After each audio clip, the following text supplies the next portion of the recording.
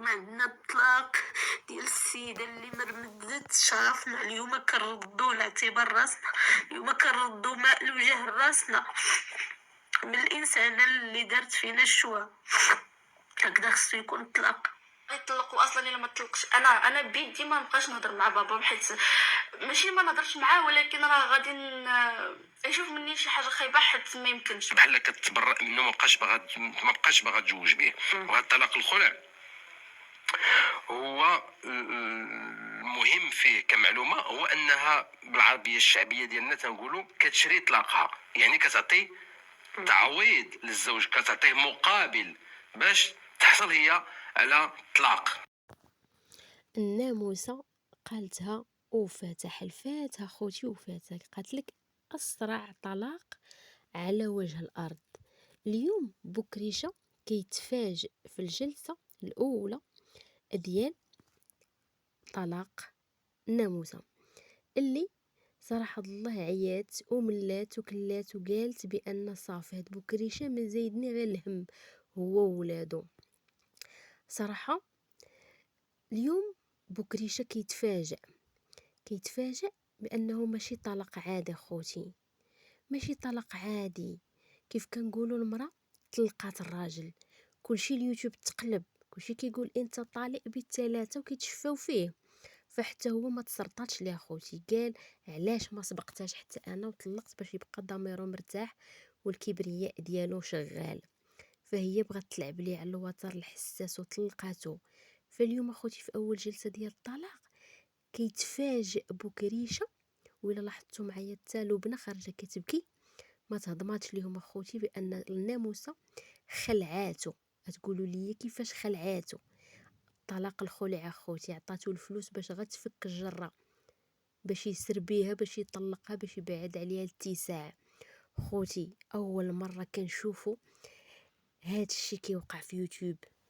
فالناموسه صراحه الله عطاتو الضربه القاضيه، بقات جالسه وشافت بان هاد السيد هذا ما زايدها ما ناقصها، فدارت يعني عين العقل، يعني احسن حل دارته لراسها.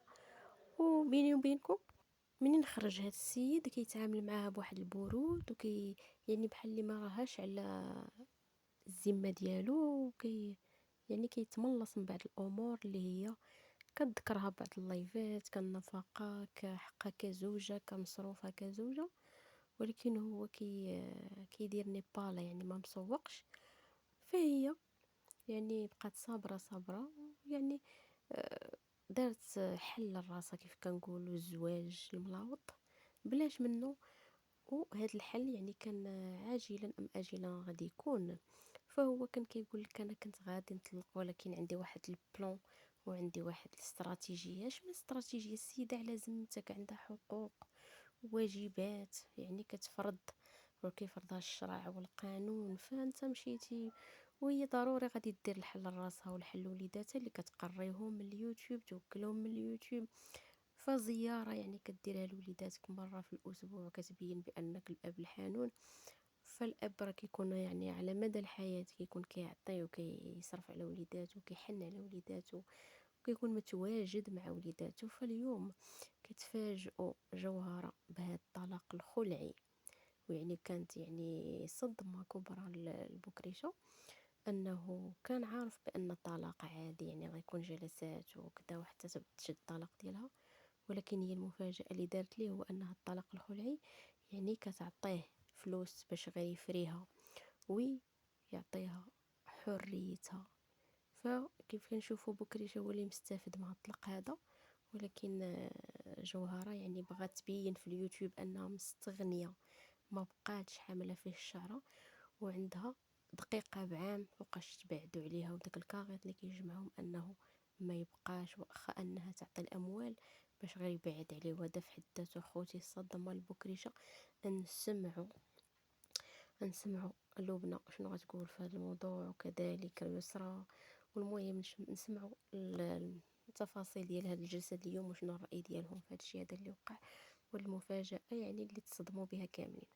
من غير داك الطلاق وما كرهتش يكون داك الطلاق لبسو التكاشط ونتهزو في العماريه كما تشوانا في اليوتيوب، نتهزو في العماريه والزغارات والطبالة وجميع أنواع الموسيقى، والناس كتاكل ونعرضوا الناس.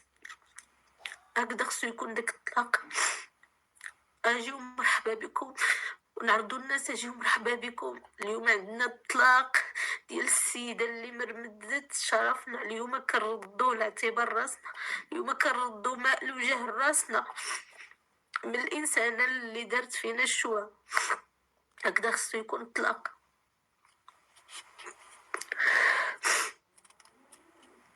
غيطلقها على الكذوب، على الشكاية الكيدية، على الشوهة، على باطل، ظلما وعدوانا. عرفتي دابا علاش؟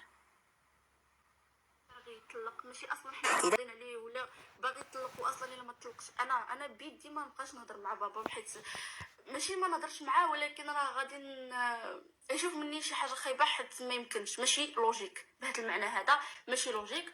وابار هاد الهضره كامل وهاد الزعليك كامل، هو باغي يطلق. واش تتفهموا انه هو اصلا ما يقدرش؟ واش هو عادي يتعاشر مع داك الانسانه اللي اتهمته واحد الاتهام كبير؟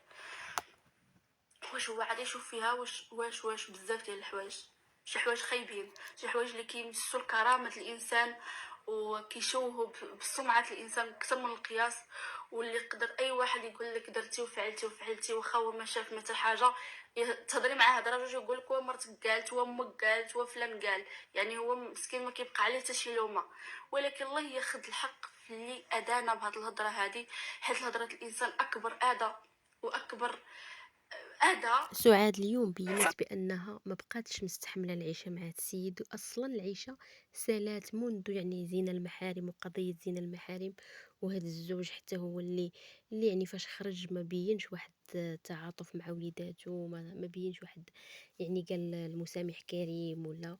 يعني هاد السيدة ما باغيهاش، فهي خداتها يعني من جملتها وقالت غندير طلاق خلعي. واللي صراحة الله هو طلاق خلعي وخلع علينا بكريشة بالمعقول، وبين بان كل شيء خرج كيقول حنا تهنينا حنا غنديروا الحفله. ولكن هنا فين بينت سعاد بانها ما بقاتش مستحمله، واخا ان هاد السيد حتى يرجع ما بقاتش مستحمله العيش معاه، ودارت هاد الطلاق يعني بمثابه انها صافي لا رجوع، وما بقاتش باغا تعيش مع هاد السيد هذا. تطلق للخلع، فهي كتطلب انها يعني تنحل واحد العلاقه، واحد العقد ينحل ويتفسخ العقد اللي عندها مع الزوج ديالها، غيسموه طلاق الخلع، اي تخلع من ثيابها، زعما بحال كتبرأ منه، ما بقاش باغا تزوج به. وهذا طلاق الخلع هو المهم فيه كمعلومه هو انها بالعربيه الشعبيه ديالنا تنقولوا كتشري طلاقها، يعني كتعطي تعويض للزوج، كتعطيه مقابل باش تحصل هي على طلاق، باش تطلق، وكيتسمى تطليق للخلع.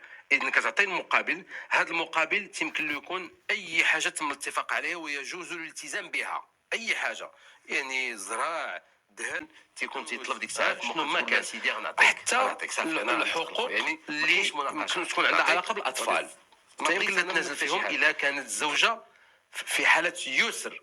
اما اذا كانت في حاله عسر فيجوز لها الرجوع على ما اعطته كمقابل للزوج. مثلا تنازلت عن النفقه، قالت له صافي تا ولادي انا غنفق عليهم، ما تعطيني حتى شي حاجه، ما بغيت تعويض على المتعه، ما بغيت داكشي اللي كان سالك، ما بغيت حتى شي حاجه، والنفقه ديال ولادي والسكن كلشي انا مكفله به.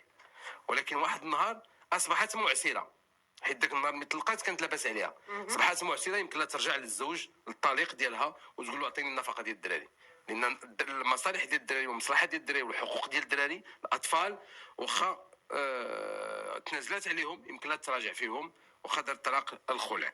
اذن هذا هو المقصود بطلاق الخلع، هو انه يكون مقابل كتعطيه الزوجه باش تاخذ الحريه ديالها، لانها اما تبغض الزوج ولا تريد البقاء معه، لا تتحمل الزوج. يمكن كيف سمعت اخوتي الطلاق الخلعي اخر حل كتلتجئ ليه المرأة بعد ما كتكره. يعني انا بغيت نشرحها لكم بهذا المصطلح، كتكره يعني من المعاملة من الحياة المستفزة مع الزوج، ومع يعني صافي بغات تحيد هاد السيد من حياتها، من الميموار ديالها، يعني كتعطيه واحد المقابل شنو ما بغا غير هاك وفك.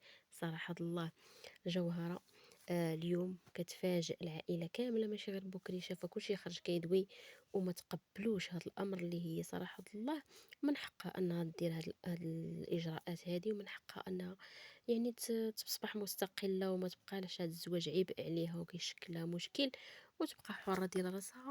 حتى لهنا كنتهي لا فيديو ديالي، كنتمنى تشاهدوه الى الاخر والى فيديو قادم باذن الله تعالى.